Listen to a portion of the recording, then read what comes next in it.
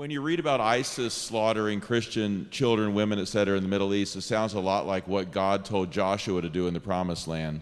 How can Christians be outraged by ISIS and yet worship the God who sent Joshua to do his own version of ethnic cleansing? This is a very agonizing question that any believer in biblical authority faces.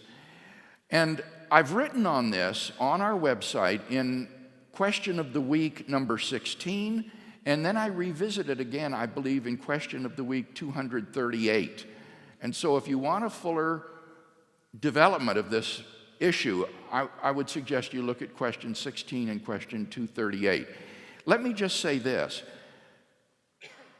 There is a world of difference between the judgment upon Canaan that God commanded and the Islamic idea of jihad.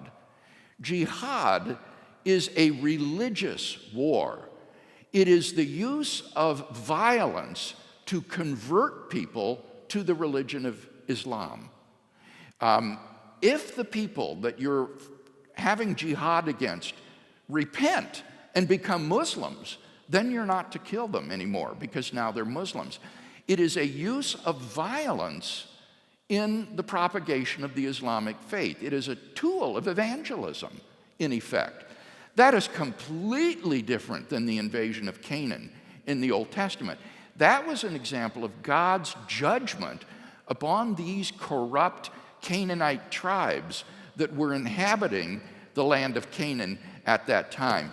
You remember, God allowed Israel to languish for 400 years in Egypt, in slavery, before he brought them out, because he said, the iniquity of the Amorites is not yet complete.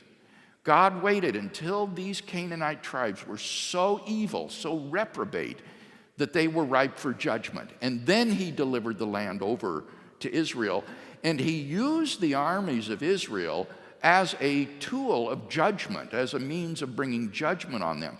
But it wasn't a religious war.